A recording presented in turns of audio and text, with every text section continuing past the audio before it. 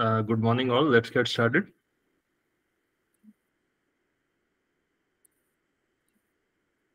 Good morning, everyone. My name is Jaswanth. I'm a fourth-year undergraduate student from Indian Institute of Technology, Kharagpur. Today, I'm going to give a webinar on fine-tuning Falcon 7B with QLoRA on a single GPU. Okay, first I will explain why we have chosen the open source model Falcon. Okay, in LLMs, there are three different types of models. First one is the closed source model, where we have access through the APIs and the endpoint. I think everyone know about the GPT-4 and the Google's Plan 2. And second one is the open source, which is creating very great buzz from the past 3 months. In that Llama 2, I think it is a table topper in the Hugging Face and the Falcon. And there is another type called the small LLMs. It is very specific task based, and these are very small.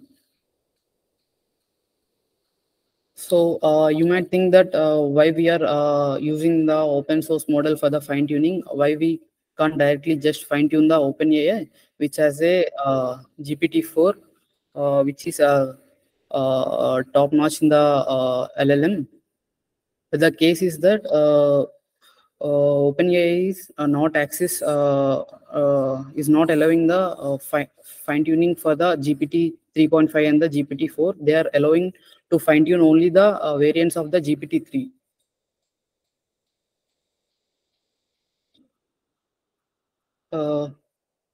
And there are some more reasons why we are fine tuning the open source model.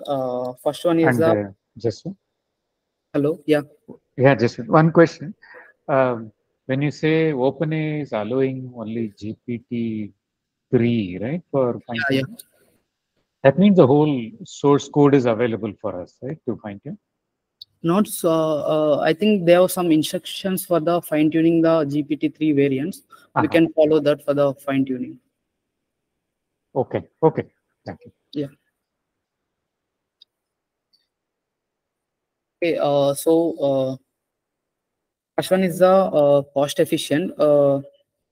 If we use the closed source models, we have to pay for the accessing the API or the endpoints for the fine tuning. Where in the case of the open source model, we can directly access with the model weights, and we can directly fine tune. And one more thing was the domain expertise. Most of the companies need their LLMs to related to their domain, such that so that we can fine tune the open source model directly related to their domain expertise domain through the unsupervised fine tuning. And last and the important thing was the security. In the case of the closed source model, we can't directly believe the data. We can't directly provide the data for the fine tuning.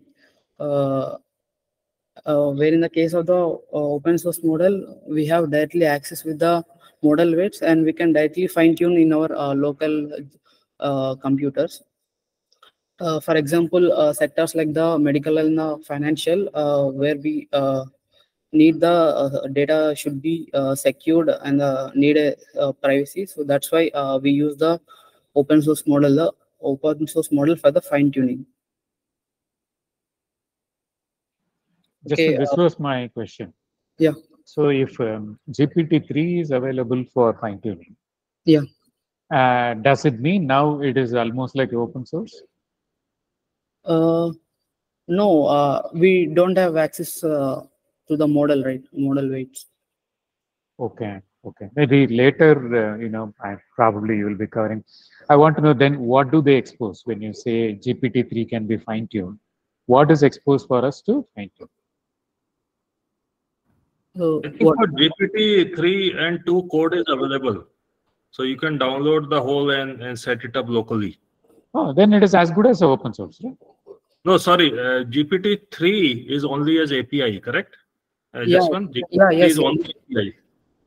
Till GPT-2, you could get the code of it. Okay. Yeah, GPT-3 is only API and GPT-4 is also only API. So there is an instruct fine-tuning you can still do, but it's in their cloud. It's not local. Okay. Okay. On their website, they explain instruct fine-tuning. I have seen the fine-tuning page of OpenAI. Oh, okay. Wonderful. Okay. Thank you. Yeah. So today we will discuss about the Falcon fine-tuning. So Falcon used to be the table topper in the Hugging Face before LLM 2 was arrived. And also it has a two variants. One was the 7 billion parameters, and one more was the 40 billion parameter. Today we are going to fine tune the 7 billion parameter. Okay, and the Falcon has used only the 75% of the GPT-3's computation power, and it has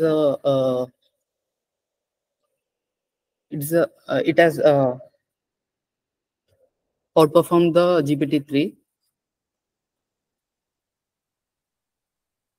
Okay, in fine tuning, there are two different ways of fine tuning. One was the unsupervised fine tuning, and one more was the supervised fine tuning. In unsupervised fine tuning, where we need to only increase the knowledge of the LLM. So in that case, we directly provide the raw data to fine tune. Okay. And where in case of the supervised fine tuning, not only we need the knowledge and we need some particular purpose for the fine tuning. So we give the data in the form of the prompts and the responses. In the right side, you can see that for the unsupervised fine tuning, we provided directly the raw documents for the fine tuning. Whereas in case of the supervised fine tuning, we provide the prompts and the responses as a data. And supervised fine tuning is also known as the instruct fine tuning. So today we are going to see the how we can do the instruct fine tuning.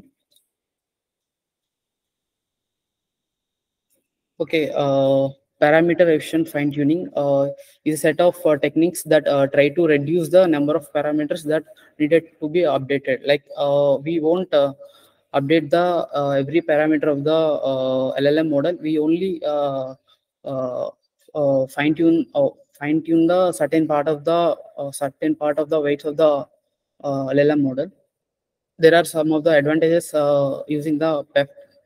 First one is we can fine tune with only a small amount of the data, and second one is we can fine tune LLM and also AI art models, and the model and the resulting checkpoints also, it is having very less amount of the takes only less amount of the memory. Okay, now we'll discuss about the QLoRA. QLoRA means the quantized and low rank adaptation model.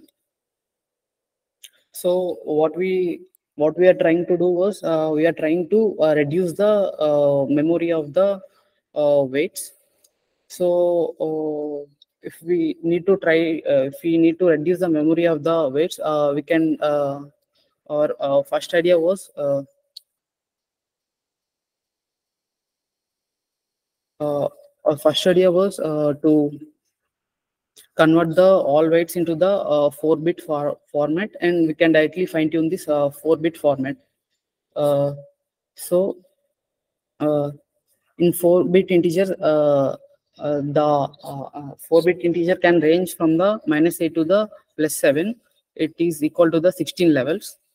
Whereas 32-bit float can represent from the it is approximately equal to the -infinity and +infinity. What we are trying to do was we are trying to change the -infinity to +infinity to the 16 levels, which is very difficult to do. So that's why to convert all the weights of LLM into the 4-bit format is very tough to do that. That's where PEFT is coming into the action. Where in PEFT we won't fine tune the every part of the LLM. We only fine tune the certain weights of the LLM. Okay. Does anyone have any questions?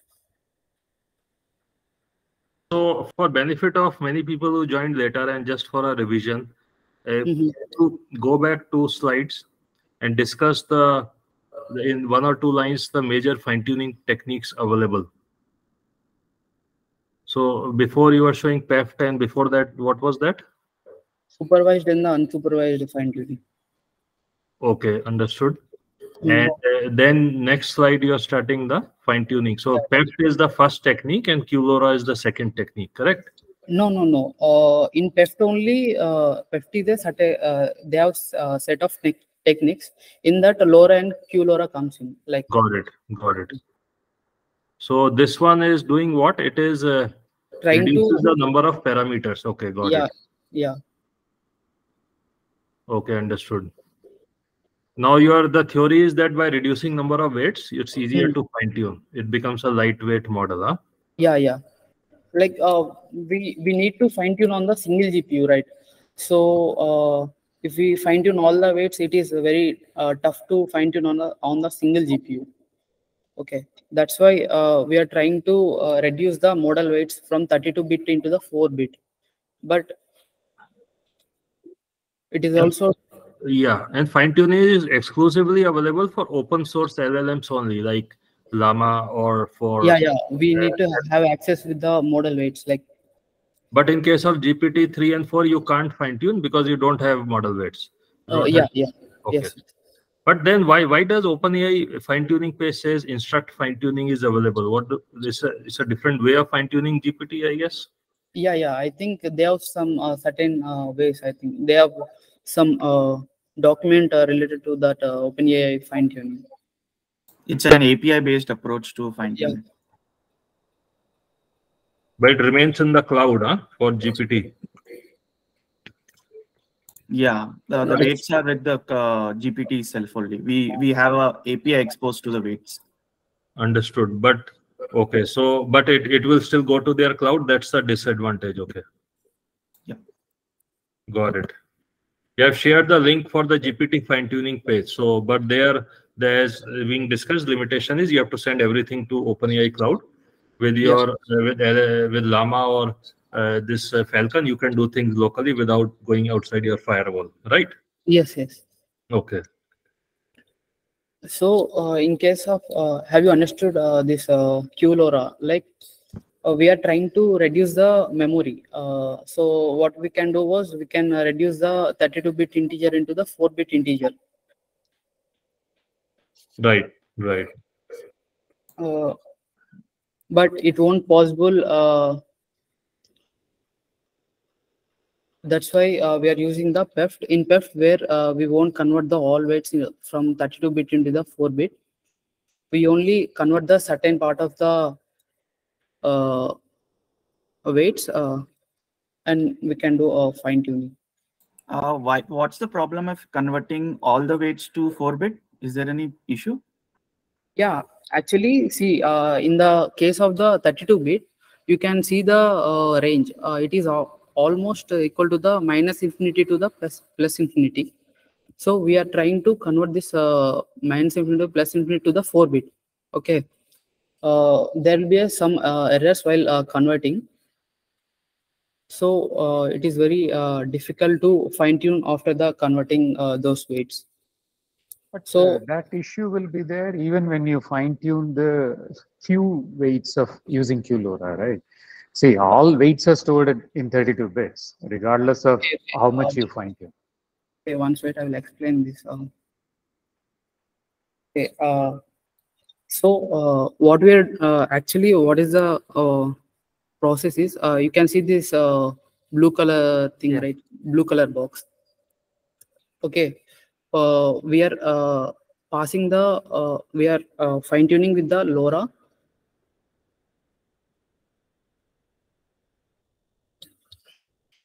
We are only, hello. Yeah, yes, we are listening. Go ahead, Jaswanth. Yeah. Okay. So this purple box was the 4-bit quantized. So we have converted that 32-bit into the 4-bit. Okay. and the this sky blue was the 32-bit where we have not converted. These weights are related to the LoRa weights. Okay, we are just fine tuning these LoRa weights where this all purple 8-bit will be this 4-bit will be won't change. Okay, while the computation begins, so this will be remain as a 4-bit, and this blue color box will be as a 32-bit. While the forward propagation and the backward propagation is going to start, this 4-bit will be dequantized into the 32-bit, and this blue color box, which is related to the LoRa weights, which will remain as a 32-bit. Okay. After the computation is done, again this 32-bit will convert into the 4-bit, whereas the QLoRa only the QLoRa whereas only the LoRa weights will be as updated. This 4-bit this LLM weights won't be updated. Only the LoRa weights going to be updated.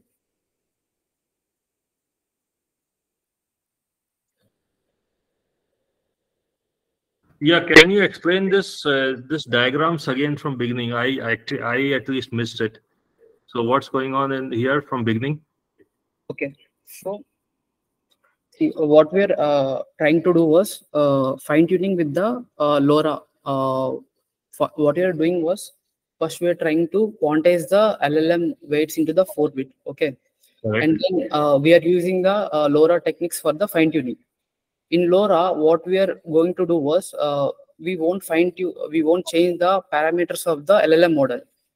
We will change the parameters of the LoRa weights, and we will join those LoRa weights into the LLM model. Okay. Okay. So this blue box was the LoRa weights. Okay. We are only fine tuning this LoRa weights.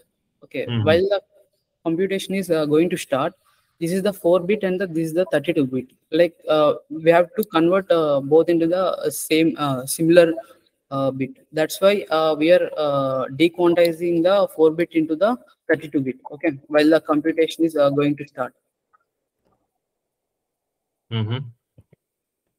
Okay.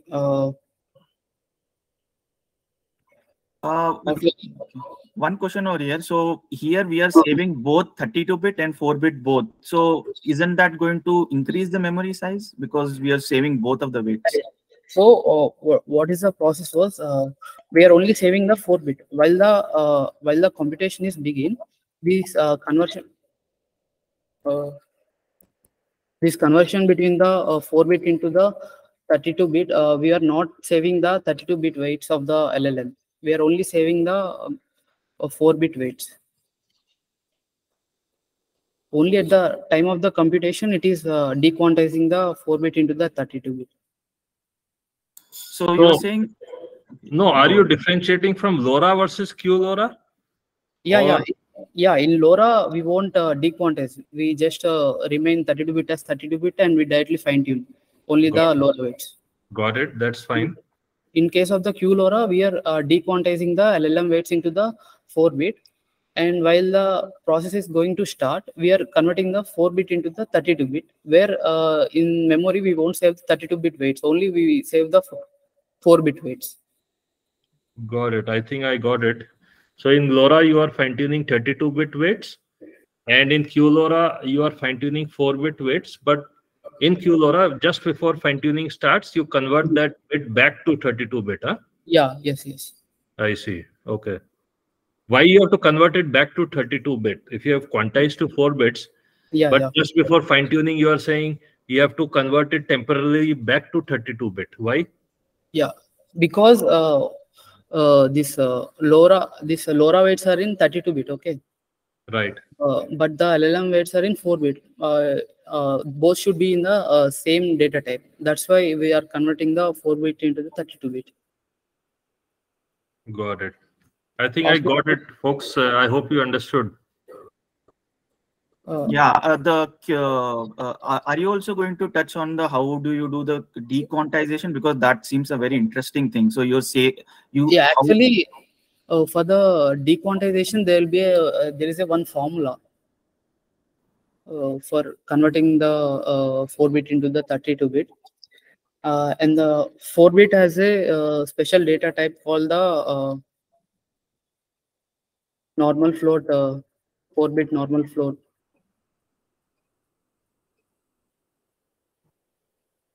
So you convert the whole thing to 4-bit using a mathematical transformation technique, but you can't really fine-tune a 4-bit tensor. So just before fine-tuning step comes in, you temporarily convert it back to 32-bit, fine-tune it, and then back to 4-bit. So there's a back and forth going on in a transient manner. Oh, yes. Basically, quantization, dequantization looks like a mathematical transformation, nothing else, right? Yeah. So what are we gaining by doing this at the time of computation? What are we? What are we gaining by converting it during the computation and then again putting it back to 4-bit? Actually, why we are doing was to reduce the memory size. Okay. Main thing was to reduce the memory size, and the results also we are getting improved. I think the overall storage requirement will reduce because everything is being stored as 4-bit tensor. 4-bit, right? So the overall storage memory requirement is reduced drastically. But for actually fine-tuning that bit tensor bit, you still have to bring it back to 32-bit temporarily and then store it back as 4-bit. Yes. Just to reduce the memory such that we can fine-tune on the single GPU. This dequantization is like surprising to me, because if you want to convert a big number to a small number, it's okay. But now again, converting that small number to a big number, can it convert with lossless? Because that is really surprising. Actually, I was going to tell that. While dequantizing, we will have some error. Yeah, we will have some error. But what is the thing was, while we are doing the fine tuning, those errors are getting balanced while fine tuning. Like the weights of the 32 bits are going to change while the fine tuning, and these errors are going to balance. That's what I've read. I don't know the particular reason why these errors are getting balanced. There are some of the statistics where this QLoRA is outperforming the LoRa's and the other different types of fine tuning on the similar data set.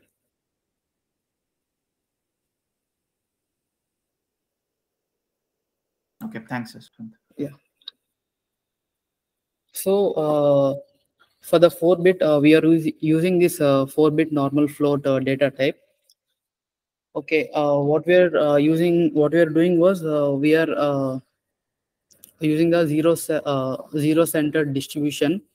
Okay, here you can see the zeros. We are using this. Okay, first we are doing the normalizing the weights from -1 to +1, and after that we are using quantization using this formula. And while the computation is going to start, we are doing again the dequantization. What is the you might ask, what is the use of this zero-centered distribution? Actually, this all values will have the same gap between the different values. We can easily map the 32-bit into the 4-bit. In transformers and in normal neural networks, we use on this zero-centered distribution. That's why we are also using here in this 4-bit normal float.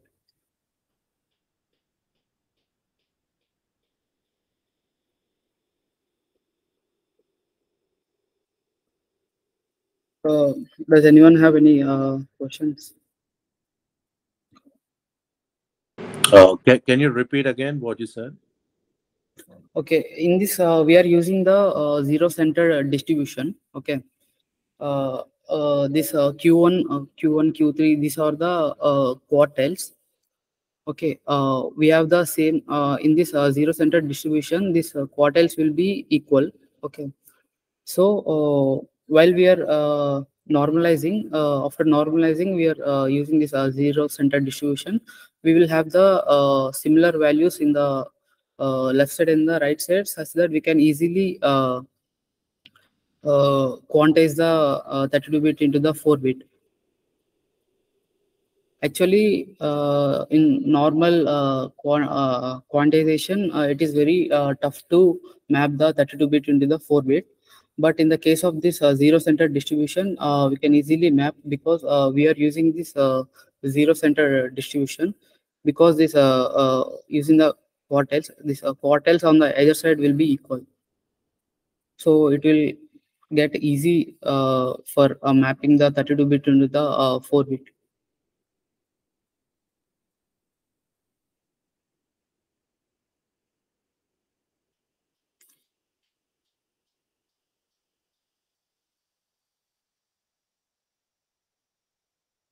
Hello. Yeah, go ahead. Yeah. What are these distributions that you are sharing in the right side? This one. Yeah. This is just a thing to explain the zero-centered distribution. To explain this quartiles and the quantiles.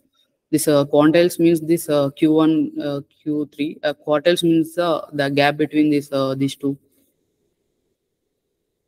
And this.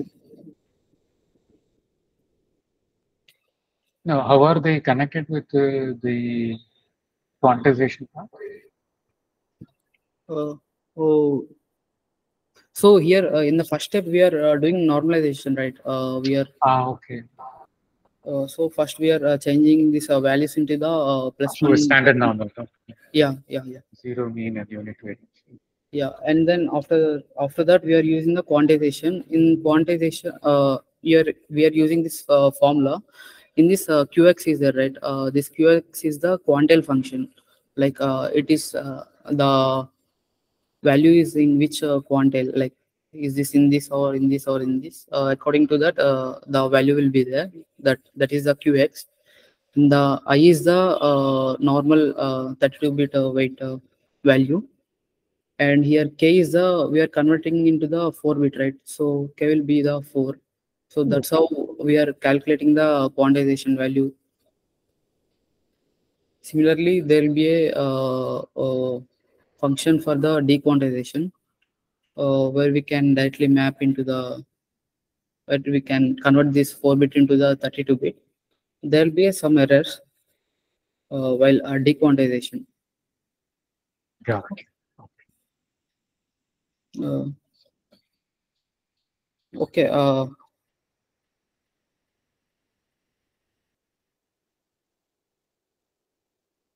Hello. Yeah, Justin, we can hear you. You can continue. Yeah. So I will go through this code. So does anyone have this doubts in the QLoRA? So this technique will apply to any open source LLM such as Llama, Llama 2, and Falcon? Yeah. We can fine tune any open source LLM. Okay. Fair enough.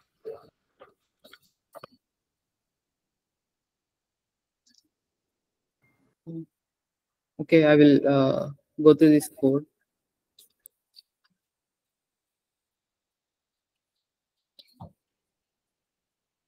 So those who semiconductor domain may also remember quantization at the chip level, right? AI optimized computing chips from the likes of NVIDIA or AMD or Intel or all chip companies. So they are also working on chip level quantization for lightweight AI models or AI optimized chips. But this is, I guess, Python quantization as opposed to chip level quantization.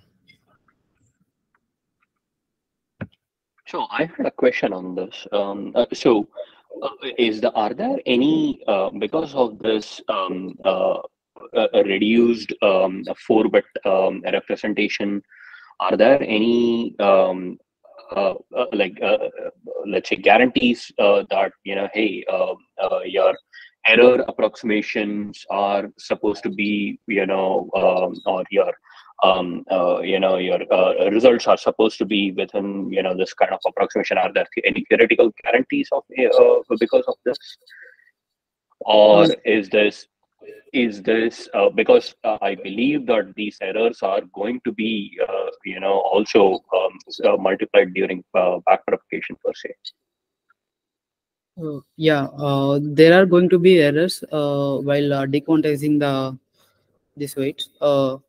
But what's going to happen was while we are doing the fine tuning, this weights of the LoRa is going to change, and this errors is going to minimize while the process is going on.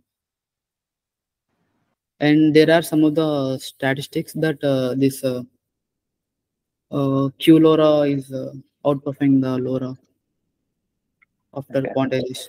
Yeah. I mean, are there evaluation of standard like benchmarks? Yes. They have provided in their paper, QLoRA's paper. Yeah.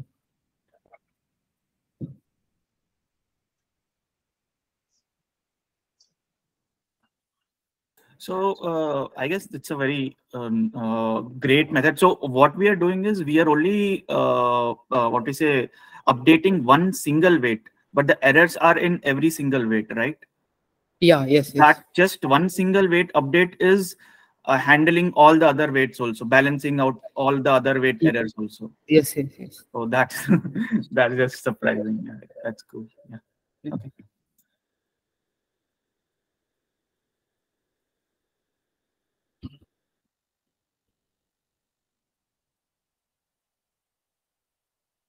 These are the 1% of the total weights.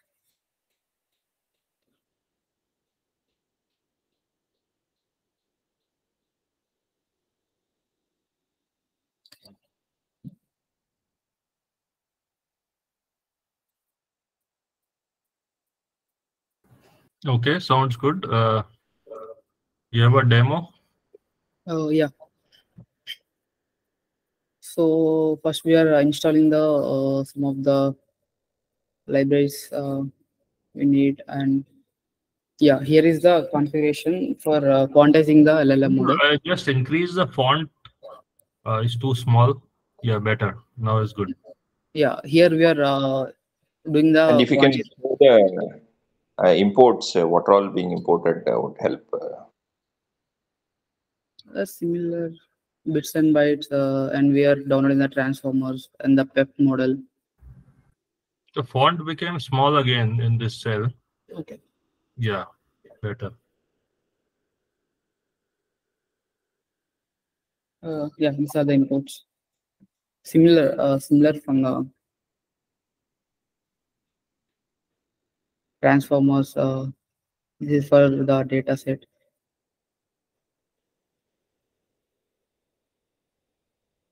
Okay, here is the process for the quantization. Like here we are giving the configuration for the quantizing the LLM model. First, we are giving the load in the 4-bit. So we are trying to load the model in the 4-bit. Okay, and then here we are using the double quantization. Actually, what is double quantization was it is further reduce the memory. We'll try to quantize 2 times, such that it will reduce furthermore the memory. Okay, and here we are giving the data type normal float 4, and here for the compute data type we are giving the B float 16, which is also equal to the 32-bit float. And here tokenizer we are providing from the Falcon only with the Falcon, and we are installing the model. Here, Jaswanth, so you are fine-tuning the instruct model over here, right?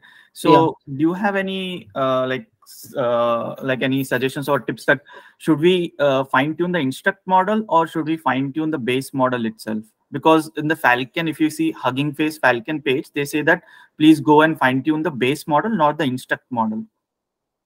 Do you have any idea why do they say that? It depends on our data set. Like I said right here, there are two ways of fine tuning. Yeah, here we have two ways of fine tuning. One was the supervised fine tuning, another was the unsupervised fine tuning. Supervised fine tuning is also known as instruct fine tuning, where we provide the prompts and the responses. Like it depends upon the use case what we are doing. Here we are fine tuning the we are using the data set FAQ prompts and the response. That's why we are using the instruct fine tuning. All right, so we can use the what we say instruct data, but on the base model also, right? Clearly, I don't know. I have to check. Okay, that. Sure. Yeah, I mean, this question I was also pondering that should I be using the base model or fine tune model to fine tune our data. So yeah, it's cool. Yeah. Thanks, Jaswanth. Yeah. Like if we are using the data, just to add, so I think I mean fine tuning on the base model would be better, right? Because they have the weights trained on huge number of data set, and if you are using the fine-tuned one, it might be based on some customized data or something, right? If my understanding is correct. Yeah, I think so. I have to check that. Okay. Yeah, so here we are downloading the model, quantized model, and here we are importing the PEF. See, here you can check the how much parameters we are going to fine tune. It is only the 0.1% of the total weights. That's why we can fine tune on the single GPU.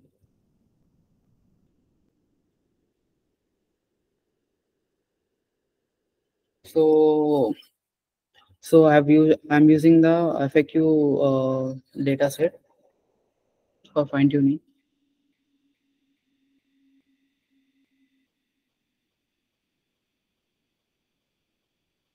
Yeah, it looks similar like this question and the answer. This is the supervised fine tuning. What data set was used? Which data set? FAQ data set. And how many samples it has? It has 90 or something. Oh, just 90. Okay. Yeah. But Jaswanth, tell me something. With a small data set like this, will it be an academic level fine tuning or commercial grade fine tuning? Not commercially. I think actually with the data set in the range of 100 to 200, we will get the better results. But for the commercial, I think we need to increase the data set size around 1,000. Thousands of samples would be needed, right, for commercial grade? Yes, 1,000. Yeah, 1,000 will. Now, one more question I had. When you say fine tuning the open source LLM, it is actually changing the weights of the LLM, correct? No, weights of the LoRa we are changing. Okay, it's not changing LLM weights. No, we are not changing the LLMs. We are changing on the LoRa adapters that after the fine tuning we are injecting that weights into the LLM. They get added with the LLM. Got it. Now, will it work like a general chatbot, or will it work only for answering questions related to the data set it was fine-tuned on? Data set it related to the that we are I think only on data set, right? Yes. Yeah. Because in GPT, when we call the embedding API, and then it creates pinecone or vector database embedding, whatever. So when I query it, it only answers questions to that, embedded content.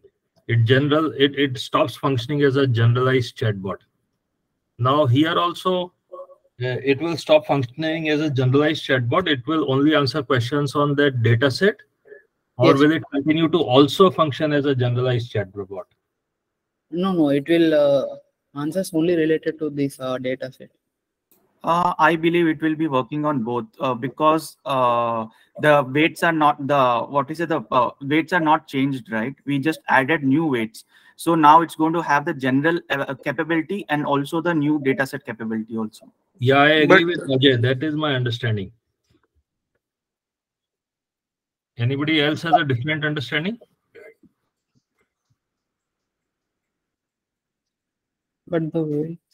So one quick question. Sorry. Because we are old timers in AI, right? 5 years into AI now.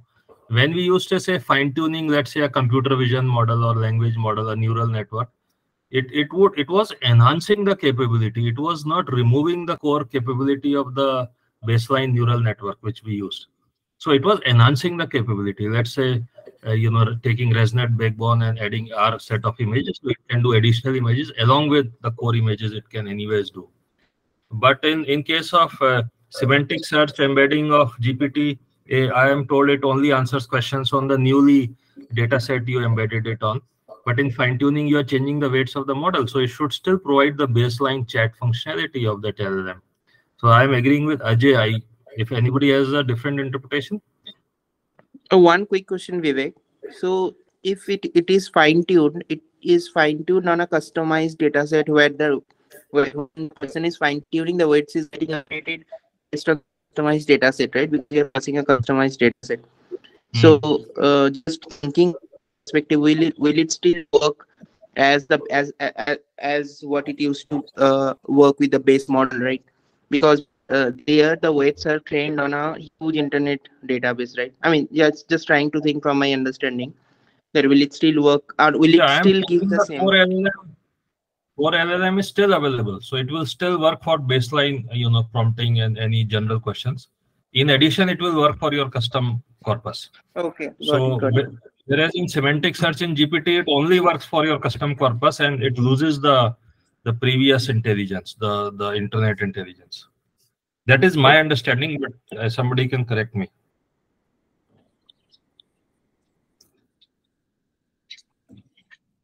Ajay and Jaswanth, thoughts? Yeah, I guess that's right. So as Jaswanth said that we are only manipulating 0.3% of weights. So the other weights are still intact. So yeah, the general purpose of that is still intact.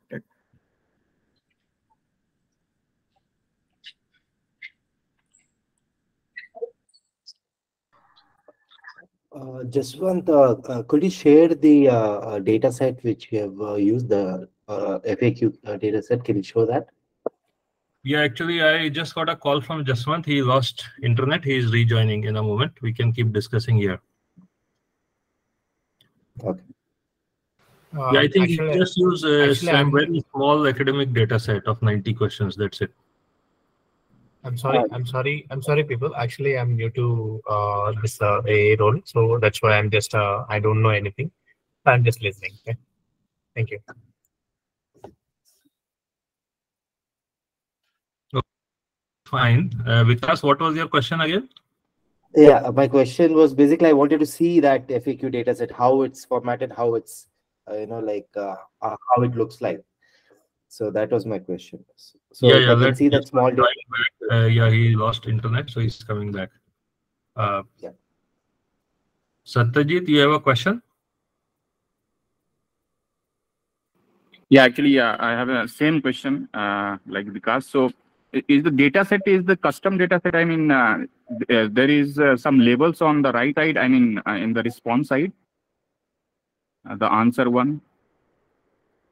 Yeah, it is Q&A, right? So for every question, there is an answer available. Yeah, that data set. Yeah, that data set. The 90 reports are there. So it's like questions and their answers, right? Correct. That's it is supervised finding. You give the label and the data.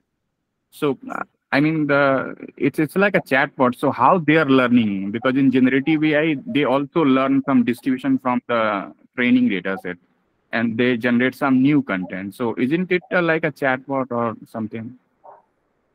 So it is chatbot. So it will learn the pattern of Q&A, right?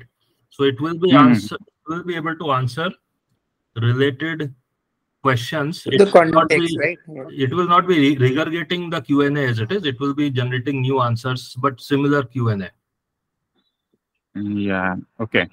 So isn't it the same as the K nearest neighbor, KNN, because they are like a lazy learners? They only learn the training data set and they just memorize it. So isn't I mean, the algorithm, what they follows in this, whatever you are saying, the backbone is KNN only, K nearest neighbor kind of a thing.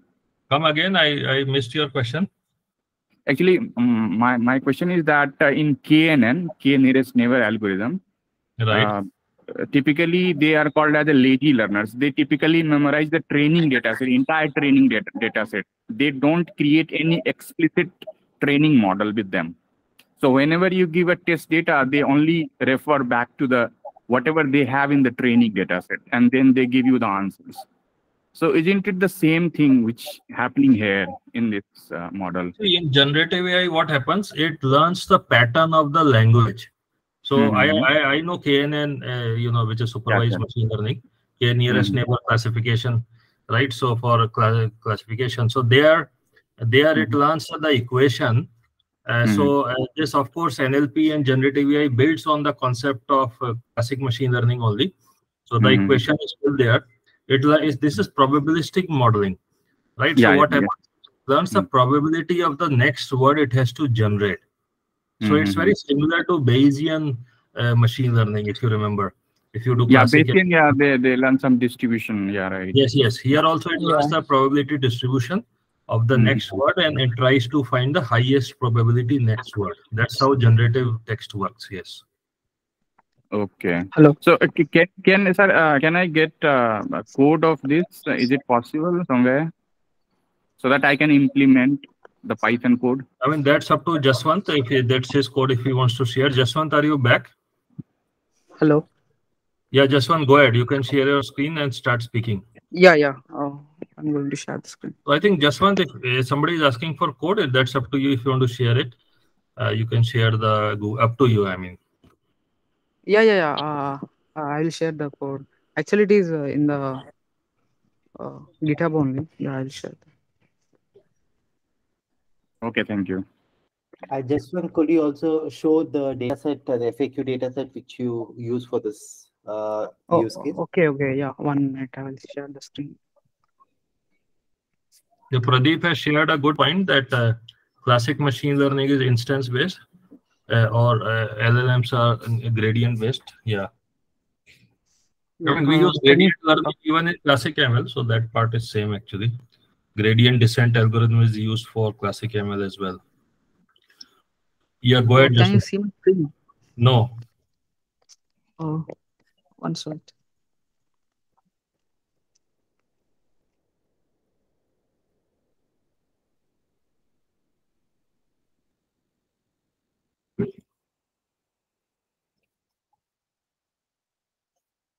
While I'm sharing the product we are developing, and if you have the chops to work in cutting edge LLM applications, so we are always interested in adding more contributors to our product platform, which is called ImagineGPT.com. So feel free to check out this product, and particularly you can play with our first product which has been launched here, which is called a knowledge base miner. So I'm sharing that link as well. The other products are not yet live there, but knowledge base is live. And these are open source services? No, this is CellStrat, a product we are developing, Gopalan. So in fact, I am visiting Bay Area next month. So I have a booth at that AI conference in Santa Clara, where I'll be, just a moment, Jaswanth is calling me. Hi, Jaswanth. Yeah, again you dropped. Just, you want to go to the library? How long will it take you to switch?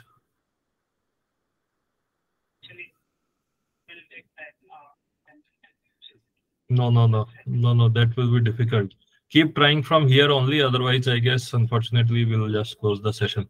But mostly you are done, so I'll keep discussing. I'll discuss some ideas around LLMs meanwhile. But try to join here only. 10-15 minutes will not work. Okay, thanks. So yeah, one. so Jaswanth is in IIT Kharagpur hostel, so the Wi-Fi is breaking. So anyway, he's trying to join. We can keep discussing here meanwhile. Go ahead. So one quick question, Vivek. Hello, can you hear me? Yeah, go ahead. Yeah. So the opportunity that you posted here for Imagine GPT other day in the group, right? So if someone is, let's say, working full time in somewhere else, then probably he cannot do 2 time full time. But for the as far as a part time opportunity, because you have posted from 0 to 10 years of experience as a full time. So can someone get involved, like going forward as a part time kind of thing? Like there are indeed two options. Okay. One is a community contributor, like all of you in the AI lab group, right? Okay, and yeah. You can be part of the product WhatsApp group, also contributing as a part-timer. So that's open source community contribution, we call it. The second is a full-time. We do have one full-time position at least open right now for AI generative AI expert, right? So it can be a junior person, fresher, 0 years to all the way to 10 years. So we have one position open, maybe 2. But for part-timers, there is no limit. We already have almost 100 people currently collaborating with either the product team or our enterprise projects, even in part-time mode. How do we join part-time? Like, is there any process? Like, so I need to understand your level of expertise. We have things going on. If you are MLDL learner, we have a first level internship. If you are if you don't know MLDL, then you can undergo our course which we offer. But if you know MLDL but want to do vision NLP now, then we have first level internship. And then we have second level internship where we prepare you for either advanced product development or and paid client projects. And then finally, after the second level internship, we add you to either a core product team, which is ImagineGPT product team, or our paid client projects. We actually pay you in those. So it depends on level of expertise, and individually we have to evaluate. Okay. You can WhatsApp. I think I have to go for a course. I think so. And so, how much it will be the course? And I'm a working professional, right? So on a part time, you can take the course as a. Yes. All our courses can be done by working professionals and students parallel to their main program. So there are various courses with various price points. You can contact me offline on WhatsApp. We can discuss. Yeah. So thank you. one quick question, Vivek. Hello. Yeah, go ahead. Yeah. So basically, I come from a data science background, wherein in my masters, my specialization on deep learning. I worked on like image CNN and all, and in my last role, I was working on kind of NLP only. It's like I developed a Q&A model as well as zero shot model and those kind of stuff, right? Now what do I stand in that? Because I have some, I'm not expert in all of this. I have to talk to you one-on-one and not on this call. Let's discuss after this call through phone, and I'll understand your expertise level and then suggest you the relevant program. Okay, sure. Thank you. Thanks so much. So B. Banik, what is your question? I didn't understand really. Both link requires login. What do you mean? Actually, I think I was trying to browse this, but I believe it requires a login, right? No. It is open. It is open. We have not instituted the subscription plan, which will come up in future.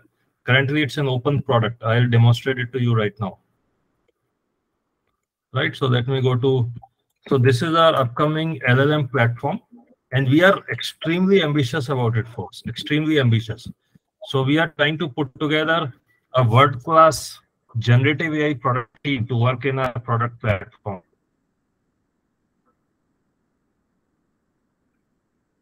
A few of them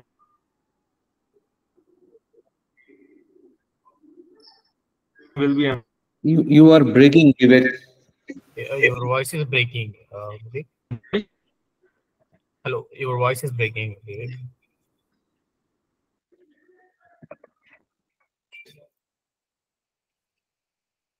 Hello. Yes, Vivek's voice was breaking. Let's just wait for a few seconds. Hey Vivek, we can't hear you. Let me post it in the chat.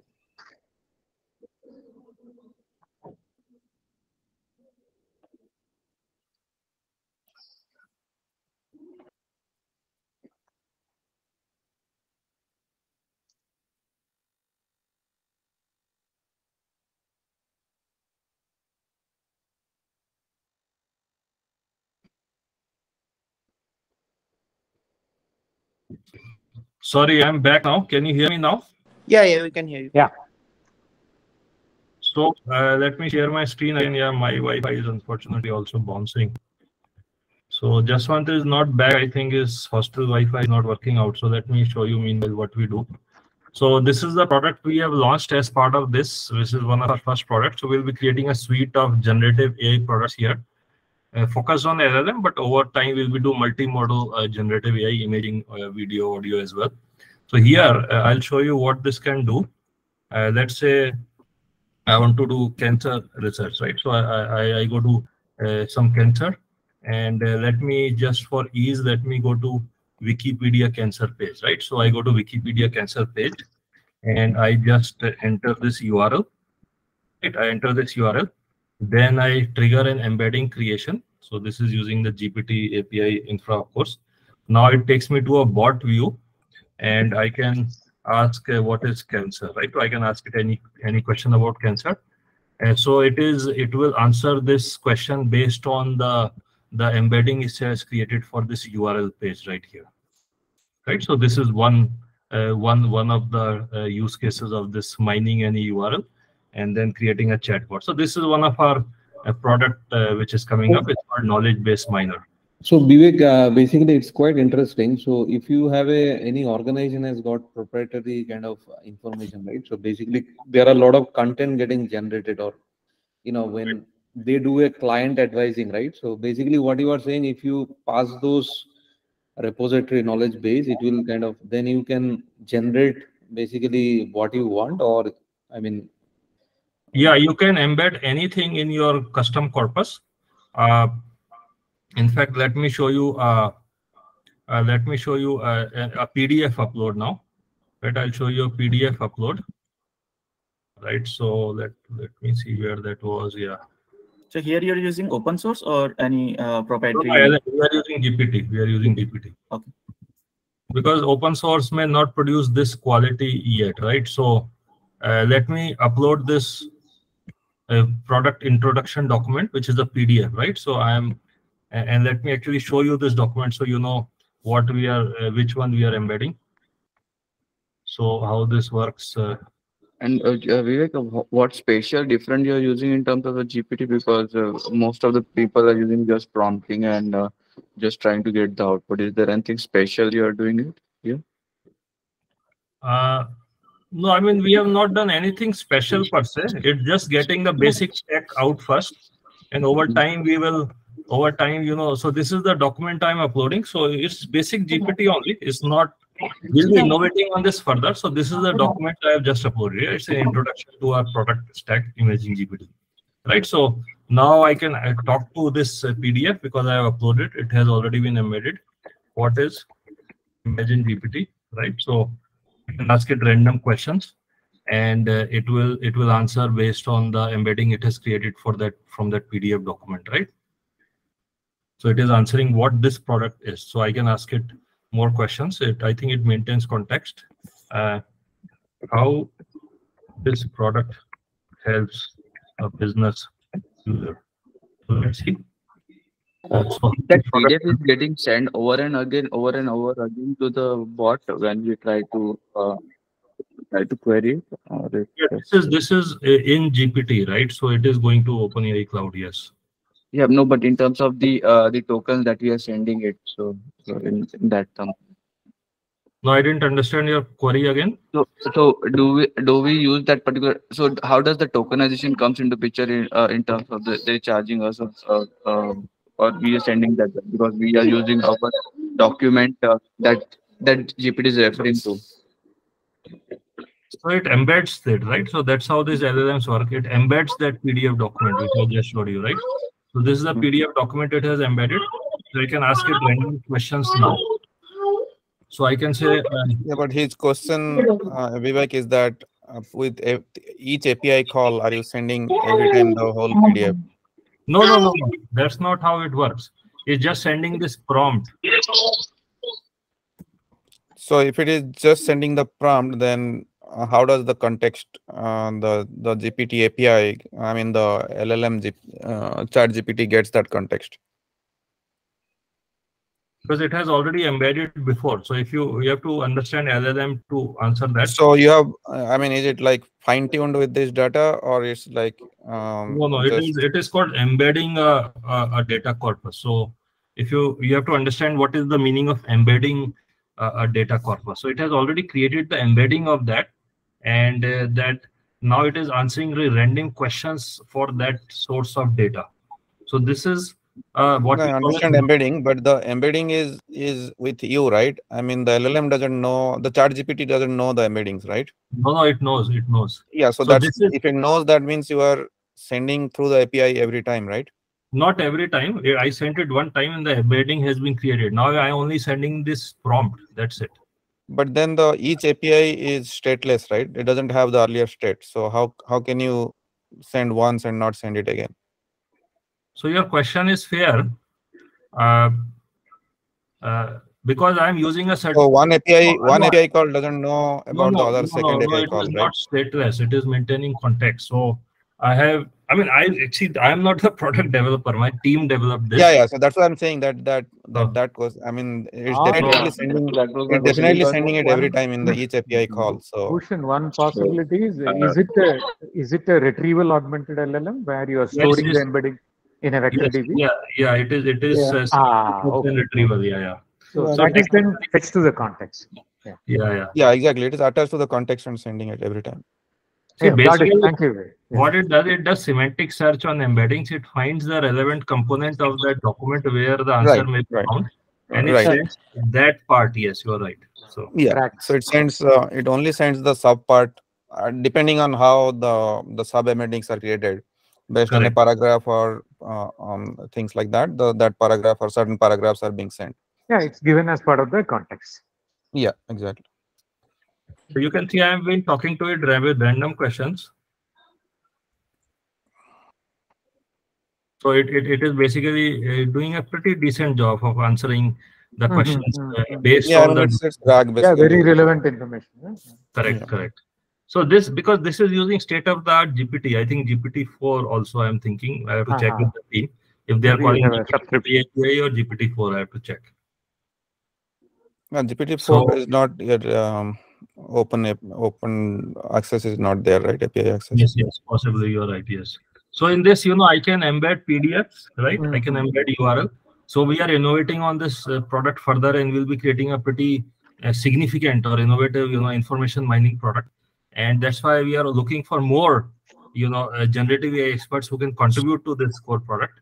So the next step could be here that you can take the full website and scrape it, and then like you're already taking one URL, right? So you can take the all subdomain from there. And so that is also coming up. It's called Deep URL Miner. Yeah, Deep URL Miner. Yeah. Okay. So we are also working on Deep URL Miner, which will scrape the subtree of URL. Yes. Yeah, exactly. Okay. So lots of interesting products are being developed, and then we have client projects like Freedom GPT. So this is based on Llama 2 now, and what it does is this is for our client. We don't own the IP, the US client, and this product allows you to download a Llama 2 model to either a Windows or Mac computer and run it completely locally without any connection to internet. So that's a USP of it. It's an uncensored chatbot competing with ChatGPT. So this product has received more than 300,000 global downloads since this product has been launched, and we developed this for our client in US. So this must be a very lightweight, right? See, we have done some innovation. So there is some product innovation, how to download it to a computer, right? So, so we have packaged it as a downloadable product. So that's the USP of this product. I think there is one GPT for all, which is also maybe similar GPT for all, but this is the other one, and it has found mention in prominent news media in the US, right? So these are some of the things we are working on, apart from our old developer platform, which is this one. Yeah, I think the GPT for all has integration to all the LLMs. So that Freedom GPT is also based on GPT-4 or GPT or? Sorry, come again. The Freedom GPT is also not because of GPT-3 or 4? No, this is only supporting open source LLMs. You can't really download GPT-3 or GPT-4. Your code is not available. And supporting, open source LLMs. I think it's supporting Alpaca and Llama so far. Alpaca and Llama has been used. Okay. Correct. Vivek, one question here that offline mode, how it works basically, if you are asking any question, right? So where is the kind of, how does model knows, right? What is the context or what is the corpus? No, it is general chatbot. It is not fine-tuned on any custom corpus. It's general Llama chatbot. So Llama already understands the global internet language, right? So it is able to, it has learned the pattern or the rules of language, and it is able to generate random language just like ChatGPT. So this is not fine-tuned on any custom data set. It is just the core Llama model or core Alpaca model. Oh, I see. It's not specific to any kind of industry or sector, right? If you have to... No. It's general ChatGPT style. Okay. Vivek, specific to the ImagineGPT, where what other languages are supported now? Can I, take the URL of some other language, website? Will it be able to process it? See, this is calling GPT. If GPT supports that language, it will process it, yes.